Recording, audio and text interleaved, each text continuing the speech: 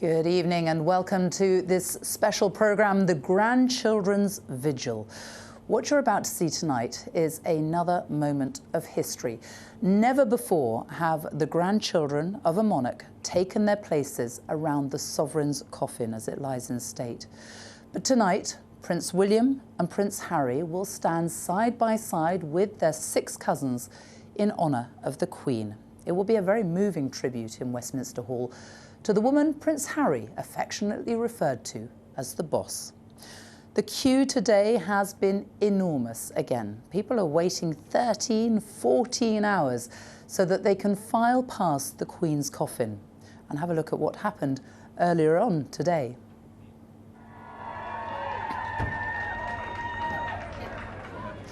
Well, King Charles and Prince William surprised people standing in the queue. This was near Lambeth Bridge, people who had been waiting in the cold all through the night. The King and the Prince of Wales spoke to many of them, shook hands, and they told them how grateful they were that so many people had made such an effort to pay their last respects to the Queen.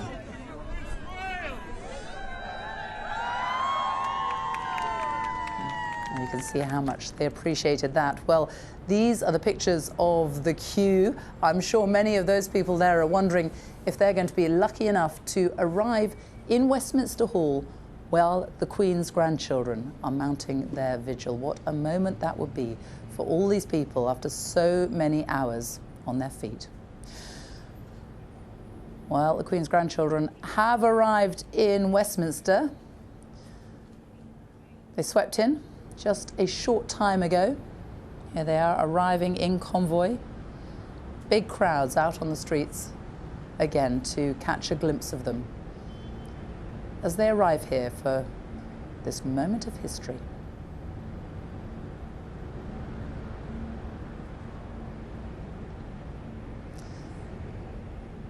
Well, there's the convoy going in. That was a few minutes ago. Let's go inside Westminster Hall now and join Petroc Trelawney.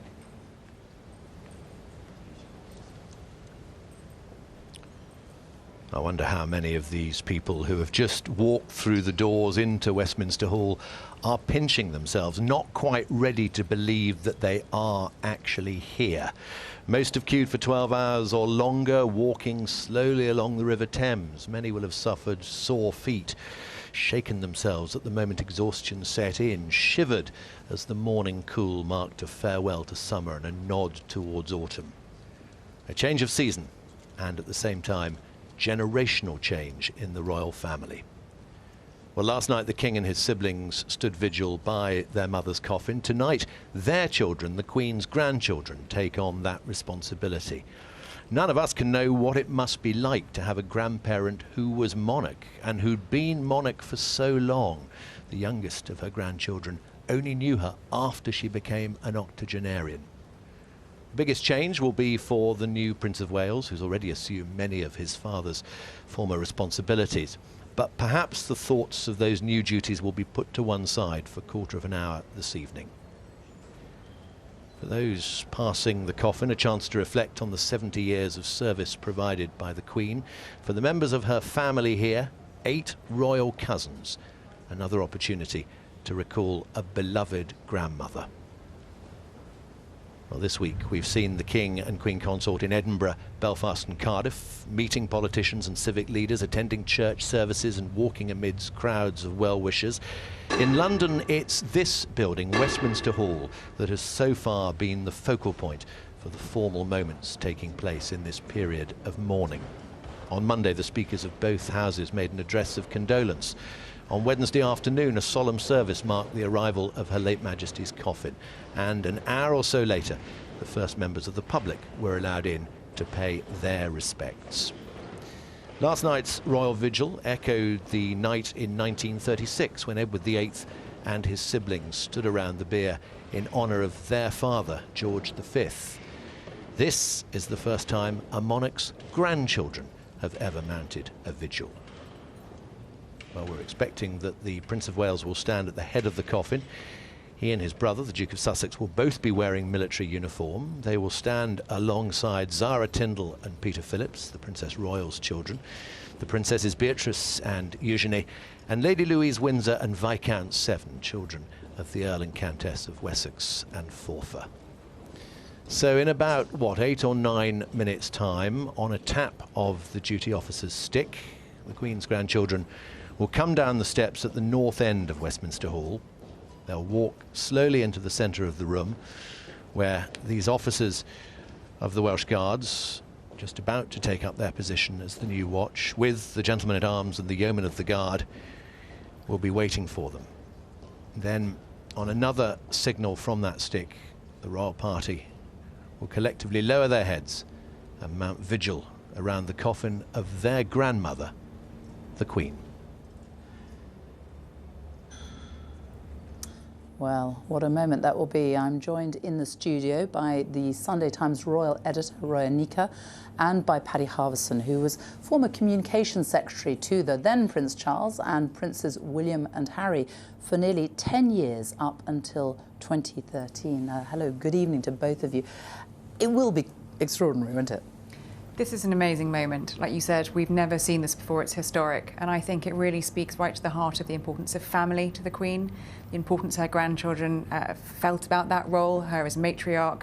I think there's going to be something exceptionally poignant and moving to see the 8 grandchildren, one of them is incredibly young, standing in vigil by her side for the first time. We've never seen it. It's an incredible sight.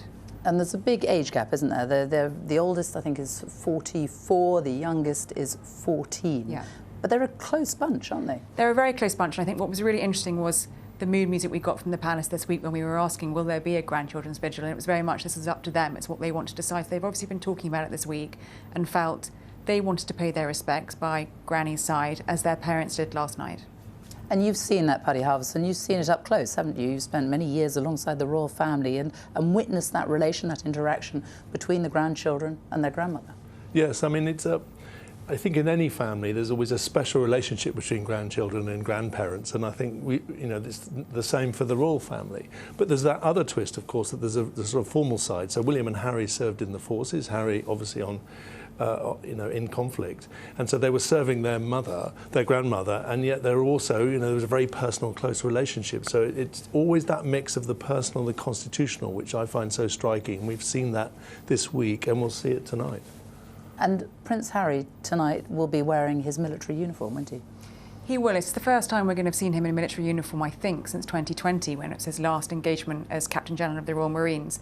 There's been a lot said and written about whether Harry should or shouldn't, would or wouldn't be in uniform.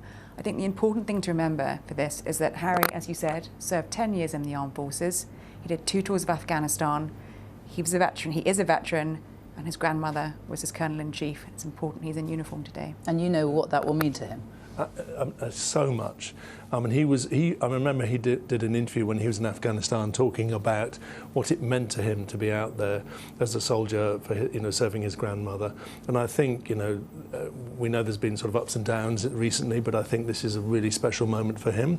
And I know his father, will have been supporting this decision, and I think his brother too. So I'm really pleased that he's going to be in uniform. And we've got a real insight into what it means to the grandchildren, because we've heard already. Prince William, Prince Harry, they've spoken about their grandmother since she passed away. But we've just had a statement this evening from Princess Beatrice and Princess Eugenie, and they say, we've not been able to put much into words since you left us all. There have been tears and laughter, silences and chatter, hugs and loneliness, and a collective loss for you, our beloved Queen and our beloved Granny. And they speak about the moments they spent picking heather and raspberries, marching soldiers, teas, comfort, joy. You get a real sense of the divide, really, don't you? The Queen, having your Queen as a grandmother, but also the very personal family connection there. I think that's what we've seen in each of the tributes that have come every day since, from the children and the grandchildren.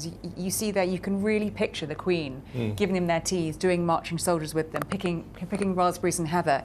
It's the sort of behind the crown image you get, particularly from the grandchildren, and I think that really speaks to the really moving scene we're going to see at 6 o'clock this evening. That is an incredibly sweet personal tribute, and especially the bit at the end where they say, we're really happy you're back with Grandpa.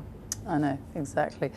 It's very difficult for any family at a time like this when you've lost somebody so close to you, but to do this in the full glare of the world's media, and we've got these 8 grandchildren who are now going to stand around their grandmother's coffin in full view. It's hard to imagine what that must be like for them. I mean, I'm particularly thinking of the youngest, Viscount 7. I mean, it's just going to be...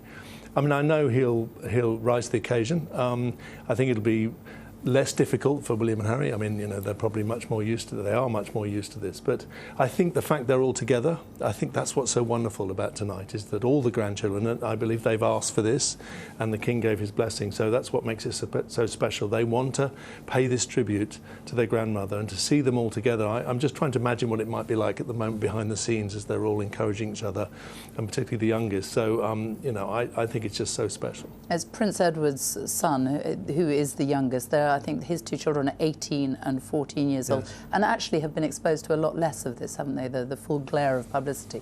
Yeah, I mean, I think it's, you know, it will be hard for them, but the family will rally round. I mean, they're like any other family, so they'll look after each other, and they'll make sure they're fully prepared, properly briefed. I mean, the family's very good at planning things and getting ready for state occasions, and so, yeah, I'm really confident that they'll rise to the occasion, as I said. And what about the people who will be passing through Westminster Hall at this very moment? Because they really have waited. I've spoken to people who've been in that queue 13, 14 hours today, and they're only in there for 5 minutes, but there will be some people who see that moment of history as well. It's extraordinary. I was watching the vigil last night, and I actually was watching some of the people that were filing past, and they just gazed in complete astonishment to see the King and his siblings standing vigil, and I think to see the future King with his brother and his cousins is going to be an equally astonishing moment for them. Well, let's go inside Westminster Hall, because we're expecting Prince William, Prince Harry and their cousins to mount their vigil in just a moment. So let's go back to Petrock, who is in Westminster Hall.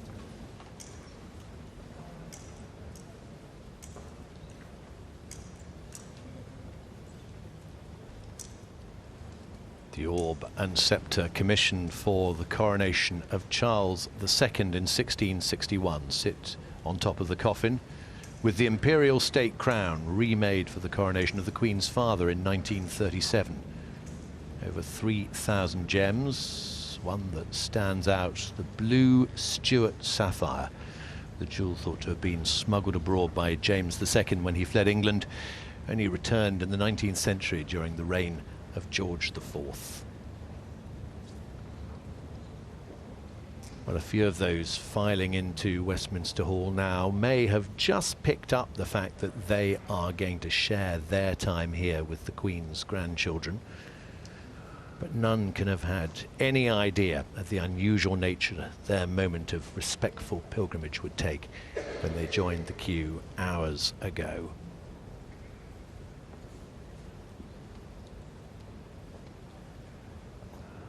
So we will see standing vigil the Prince of Wales, the Duke of Sussex, the Princesses Beatrice and Eugenie, Zara Tindall, skilled equestrian, former BBC Sports Personality of the Year, her brother Peter Phillips, who was the Queen's first grandchild, and Lady Louise Windsor, who's just started her studies at St Andrews University, where the Prince of Wales also studied and met his wife, and her brother James, Viscount 7, aged just 14, the Queen's youngest grandson.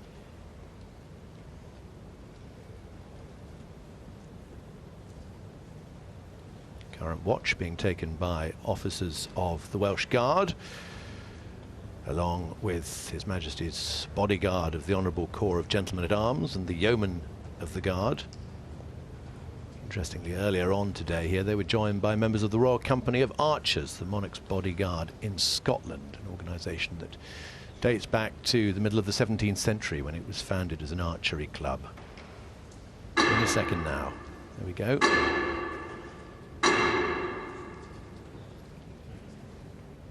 The stick. The sound ricocheting off the stone of the floor here in Westminster Hall.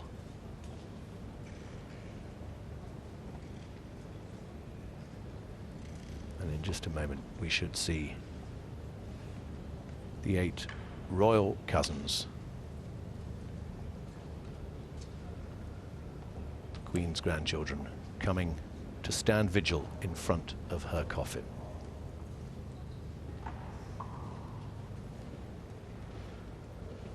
There'll be a brief pause of these people filing past as the royal party takes up its position.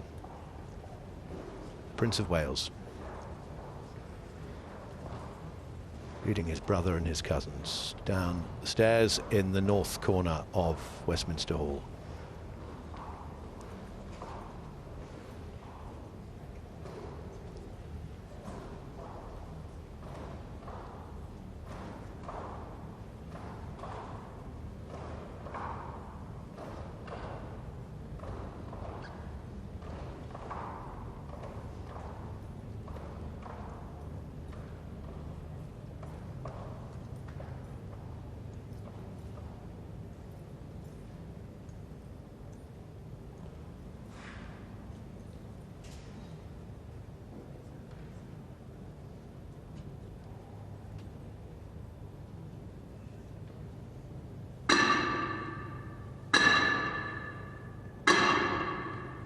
Three more taps, a signal to move forward.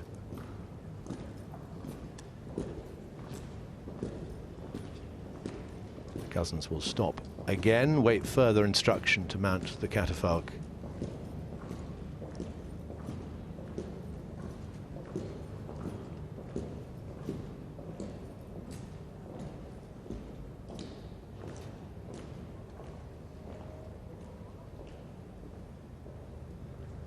Prince of Wales taking his position at the head of the coffin.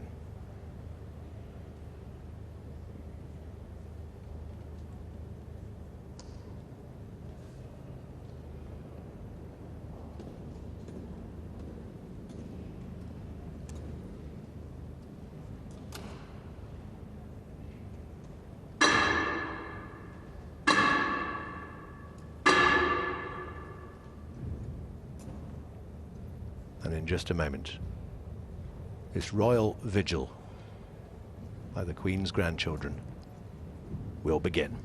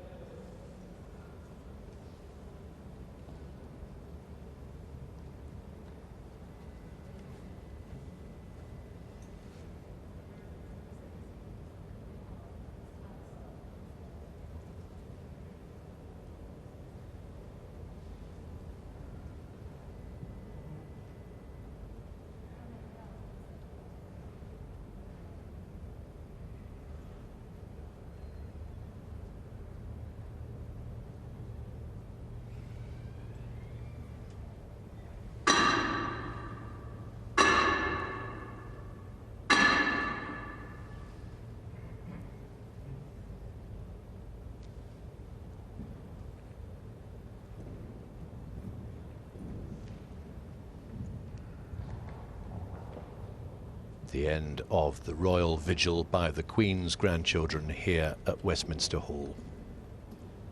Prince of Wales and the Duke of Sussex wearing the uniform of the Blues and Royals. Prince of Wales served in the regiment before he became an RAF pilot. Duke of Sussex reached the rank of captain and served 2 tours in Afghanistan. Duke given special permission to wear his uniform at this vigil by his father. And you probably spotted the Earl and Countess of Wessex looking on from the side as their children stood with their cousins, a 14-year-old and an 18-year-old, mourning their beloved grandmother.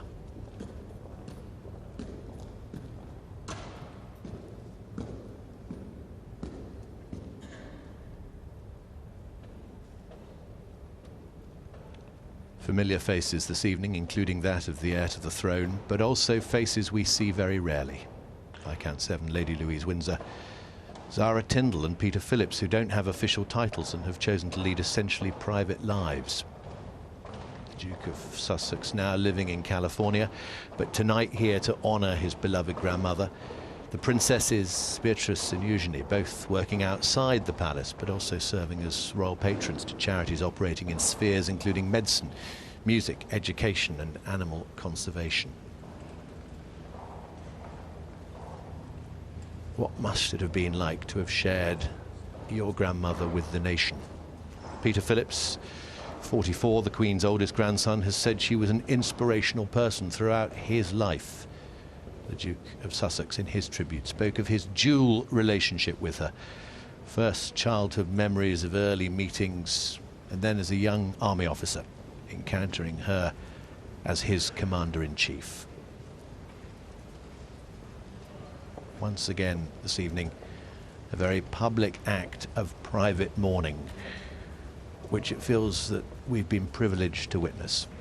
Her Majesty the Queen's grandchildren standing vigil to their grandmother.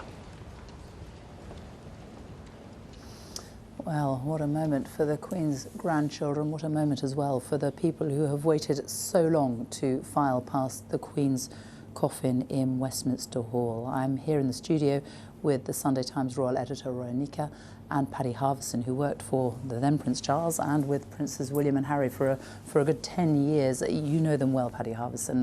What did you make of that moment, watching them there? It was incredibly moving. I think you could see that they were drawing strength from being there together, all the grandchildren, especially the 2 young ones, I imagine.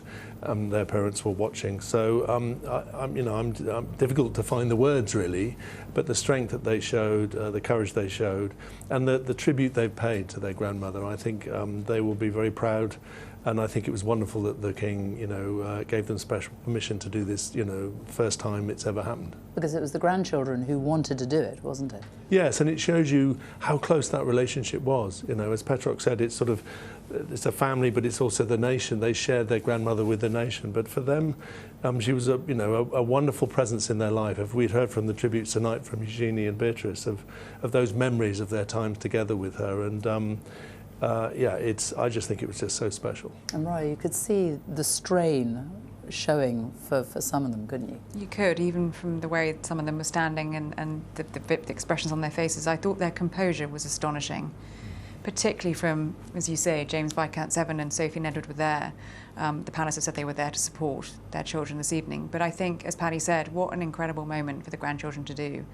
That'll be a memory for them for the rest of their lives, and I think they'll feel very proud that they dug really deep and found the ability to do it. That cannot have been easy. And Princess Eugenie had her eyes closed, it seemed. It must have been extraordinary for them there, standing there so close to their grandmother's coffin, and yet all these people filing past whilst they were doing it. I mean, that goes right to the heart of the extraordinary role of being a member of the royal family and having so little division between the public and the private. We've heard so much about the private lives in the tributes we've heard, particularly from the Princess's tribute tonight, but then to see them standing there, watched by probably many millions of people this evening, for such an intimate, personal moment, I can't even begin to fathom how on earth they found the composure to do that so incredibly calmly. And you know just how close they were to their grandmother. They had their Christmases together, didn't they, at Sandringham? They had their summers, and they've spoken. That was at Balmoral. They've all spoken very movingly about the time that they spent with their grandmother and that kind of relationship they had. Yes, and I think probably their times in Scotland would have been the most special, because that was when the family could just be the family. And we've all heard about the picnics and of the Duke of Edinburgh, doing the barbecue, and the Queen have just been the grandmother of everyone. I can picture it, all the children running around, and just those. When you're always under scrutiny, when your family belongs to the nation, when you have that privacy, and anyone who's ever been fortunate enough to go to the Balmoral estate, it's such a beautiful place. So to be able to have those memories, I think will be giving them strength as they were standing there, I'm sure. It was very powerful watching them all walk out together. How close are they as a group, though, those 8 cousins? Very close, and closer probably than typical cousins, because of the fact that they are the nation's first family, as it were. I was particularly moved to see William as the sort of senior, not the eldest, but the senior of the grandchildren, leading the way. Now that he's Prince of Wales, I think it's easy to overlook the fact that he's taken on this greater role. And I know his shoulders are strong enough to bear it. I mean, I found that very moving. He's spoken a lot, hasn't he, about how much he has watched the Queen and learnt from the Queen in the role that will one day be his. Yes, and I think that's one of obviously the great strengths of our system, is that the generations learn from each other, and in the same way that the now King will have learned from his mother. Prince William studied for many years and was very close to his grandmother, and everyone always talks, of course, Harry had a very special bond as well, but William, having had a different destiny, will have been learning as well as being just the grandson of a normal grandmother. I love the way some of the references, some of the tributes that the grandchildren have paid to their grandmother. Harry referencing how he called her the boss, didn't he? Yeah, it was wonderful. But she was his boss, boss of the family, boss of the armed forces. And I think the other lovely thing about what you were saying, you see William there in that very senior role, taking on, he's now the heir to the throne. But what's lovely about that tribute that we've just seen is that, they were all equal grandchildren to the Queen. Yeah. She didn't have favourites just because one was more senior than the other in the pecking order. They were all incredibly special to her, and I think it's lovely that they've all agreed to do it together. And we saw Prince Harry in his military uniform. And we saw Prince Harry in his military uniform with his brother. Interesting, both in the same Blues and Royals #1 dress. They were both commissioned into the Household Cavalry. I think both would have felt incredibly proud to wear it again, particularly Harry, who has not worn it for 2.5 years, and of course served for 10 years. Really, really important moment for him. And Prince Edward and Sophie Wessex's children, the youngest, they're 18 and 14 years old. Quite something watching young James standing there alongside his cousin. Sophie and Edward out here earlier today talking to the crowd, greeting them, saying thank you to them. We don't see their children that much in public, do we? Well, that's right. And Louise turned 18 this year. She's not using her HRH styling. She has a private life. She's going off to university. They're not out on manoeuvres all the time. And so to come out and do something like that in front of millions of people watching, and that moment, people walking past, must have been absolutely extraordinary. I thought it was a really good thing that their parents were there keeping a careful watch over them, but they did absolutely incredibly. And we already heard from Prince William about the procession that we saw when they left Buckingham Palace here and the Queen's coffin was taken to Westminster Hall. And he told people when he greeted them at Sandringham just how difficult that moment had been. It obviously brought back memories for him of his own mother's funeral. Yeah, and that's only natural. I just keep coming back to just the strength they're showing, the courage they're showing. To be doing all of this in front of not just the watching nation, but the watching world is quite remarkable, and the poise that they show. And I could also imagine just watching that. I also thought about the King, about how he must feel watching that, seeing his sons and his nieces and nephew do that. I mean, I think he will be enormously proud of them too. And then we have on Monday another procession, and they will once again follow the coffin, won't they? They will, and I think, again, with the procession on Monday and what we've just seen just now, that extraordinary, unique, historic moment, is unity. And unity is so important for the royal family at the moment. We have heard so much in the last few years about discord and disagreements, but they are coming together, they are pulling together, the brothers, the cousins, the wider family, and they are these great sort of symbolic shows of unity, I think, are really important for the nation as well as we kind of look forward to the future of the monarchy. But looking forward to the procession on Monday, yes, we will again see the Prince of Wales and Prince Harry and other members of the royal family. And again, I'm sure they will hopefully be able to show the same kind of composure. And let's talk about the very small number of people who will have had the privilege of witnessing that. I went yesterday and stood outside Westminster Hall and watched the people as they came out. And it was really moving. And lots of people bursting into tears as they came out, the emotion just sort of taking them over. It really has. It's affected people more deeply than they thought. Absolutely. And I think, again, watching just that ceremony there, that vigil, is the stillness and the silence, with the gentle movement of the... And one thought occurred to me, and we've seen this all week, is that I think the members of the royal family also draw strength from the presence of the people. You know, we've seen that with some of the small walkabouts of saying thank you for being here. But I think, you know, one thought I had was, you know, that the family is mourning, and the nation puts their arm around them to comfort them. And I think having, in a way, at that vigil, if it had been empty, it might not have been so special. And I think having public filing past while the grandchildren were there, I think that was remarkable. Paddy Halverson and Veronica, thank you both very much. Well, let's go back to Petrock in Westminster Hall.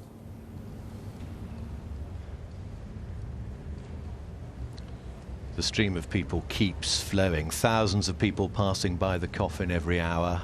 There is a real intensity here, and I think an honesty too. I'm sure some people have carefully planned the response they'll make as they pass by Her Majesty, but you get the sense that many are deeply moved in ways that they might not have expected.